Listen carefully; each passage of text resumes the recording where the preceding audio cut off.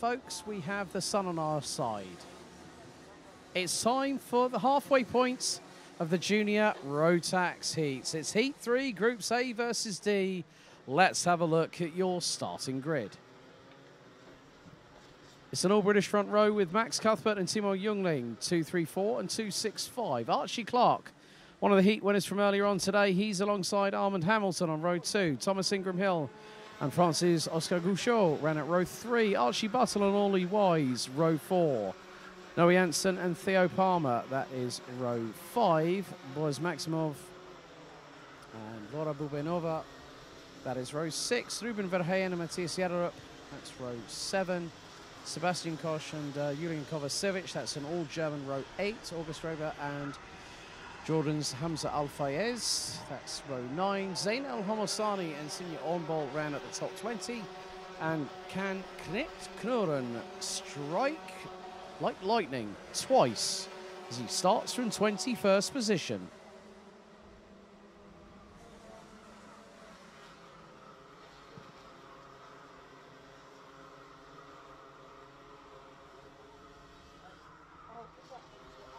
So we are now on the cusp of having another 10 races to conclude the racing action, which will probably be at around about 6:15 this evening. And then we get underway with morning warm-up at 9 AM local time here in Belgium, in one of the very southern parts of Belgium, and not too far from tracks such as Zolder, Spa-Francorchamps, and the place where we kick-started our 2023 season, of course, the home of champions, Karting Genk.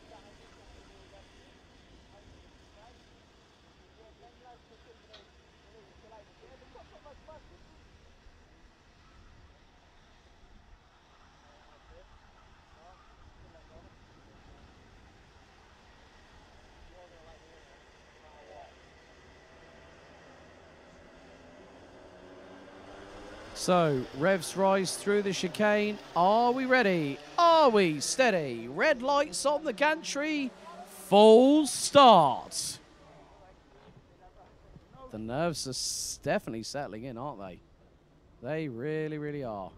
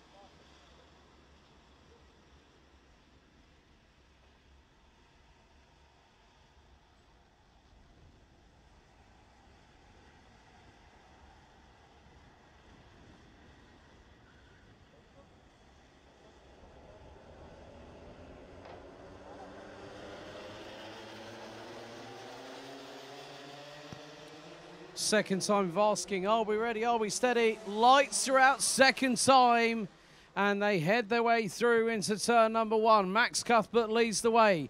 Archie Clark swarming all over his rear bumper, but Thomas Ingram Hill looking to the outside, and he gets through on the 2:39 from KR Sport for second position. Great anticipation as there's some toing and throwing a little bit further back. August Raber in the 205 as there goes one of the Dan Holland racing carts up the inside to take the lead off of Max Cuthbert. That race helmet I recognise. That is Timo Jungling. Absolutely brilliant stuff from the youngster from London.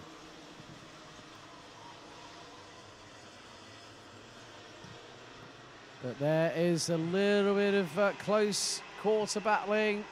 Armand Hamilton gets through on the inside of Archie Clark, coming through the final right-hander. As through the chicane they go to complete the opening lap. And Hamilton's through, Ingram Hill's through, and there is the 2:56. Coming through, that's Ollie Wise. Ollie Wise nearly made it through on his teammate. And there's Oscar Gouchot. Ingram Hill gets through on Hamilton. So does Clark. Wise could have the run going through into turn 4. Is he going to get the job done? They are close, but Wise has had to hold back. He had to lift off the throttle, apply a little bit of brake modulation to get himself behind Armand Hamilton, not get past him, because if he tried to do that, I do remember an incident a couple of years ago between Matthew Higgins and Mike Van Voost at that very same corner, with Higgins ending up with a penalty post-race. There are yellow flags out. We have got one of the 21 drivers that have come to a standstill due to a technical drama.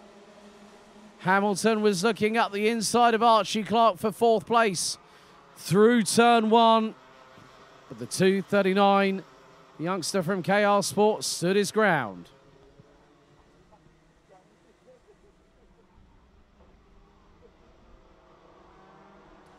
But Youngling has a gap of just close to a second.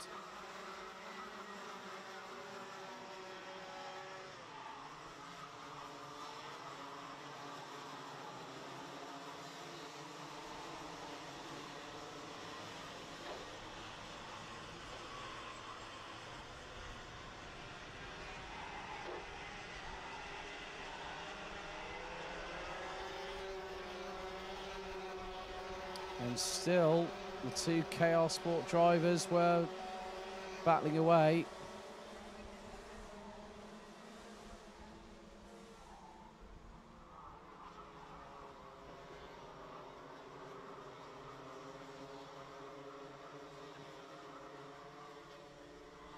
But Archie Clark is still trying to hold his ground along with the likes of Armand Hamilton.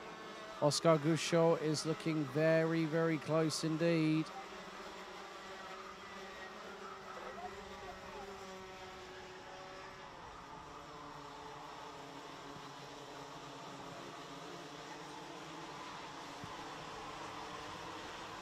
So Ollie Wise has dropped to 7th position. It might be 8th if Archie Butler is ahead of him. It was Ruben Verheyen that brought out the yellow flags earlier on, with 3 minutes and 10 seconds still to go, plus an additional lap. Anything is possible. As now there is a little bit of a lunge. Birol ART has got a Tony Kart up the inside.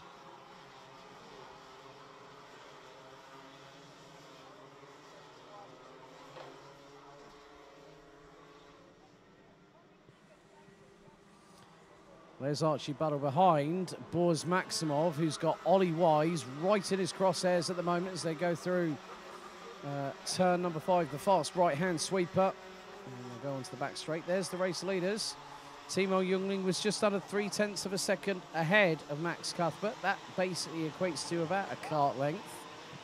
But that gap has been truncated. It's probably down to around about 1/10.5 between the two. And if Cuthbert can get the better run coming out of the final right-hander, which he looks to have done so, he's then got the chicane. He's going to pick up the slipstream now, but he's not close enough to facilitate an attack up the inside. However, there is somebody else that's doing that, and that's Sebastian Koch,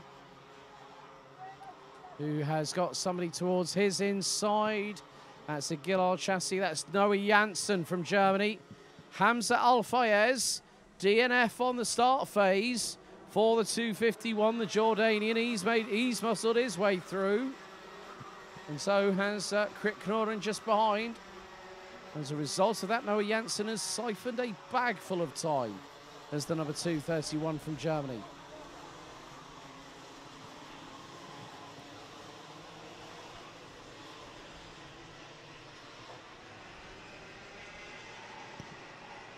but for it still to be this close. Now, this is the quintet at the front of the field.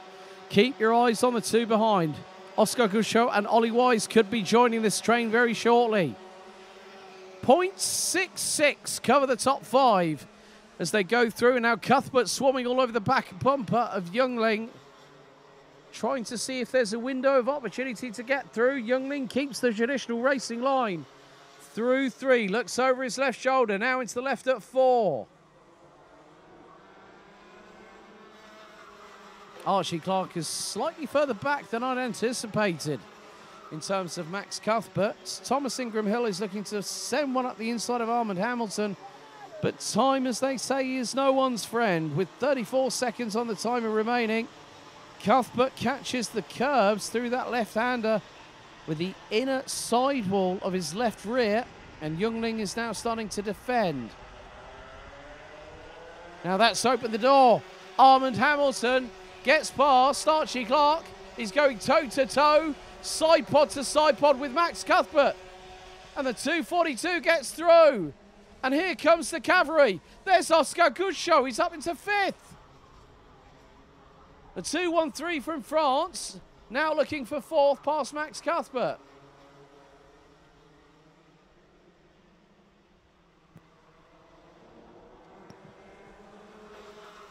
Oh, I'm fearing palpitations are emerging right now in terms of my heart starting to beat probably irregularly at the minute. Because look at that train. You have got, that's 8 drivers. If anyone might remember the old Nokia 3310s, what was the game that you got? Snake. So the more pieces your snake picks up, the longer it gets. That's the same with this train here.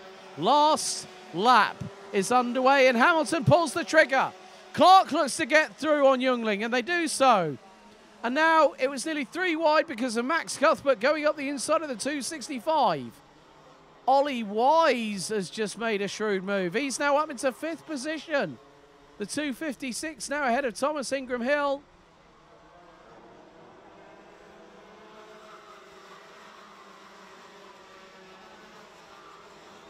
Would you believe it?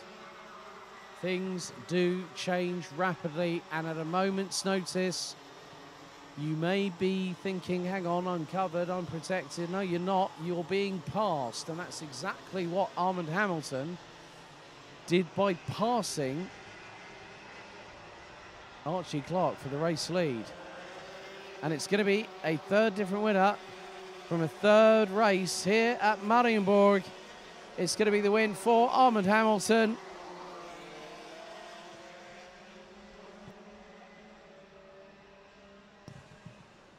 .51 thousandths of a second separated them with Timo Youngling, Max Cuthbert. Great job by Ollie Wise, rounding out the top 4. Great job by Ollie Wise in 5th ahead of Thomas Ingram Hill, Oscar Gusho, Archie Buttle, Boaz Maximov, Krit Knorren. Hamza Al-Fayez manages to get himself up into 11th place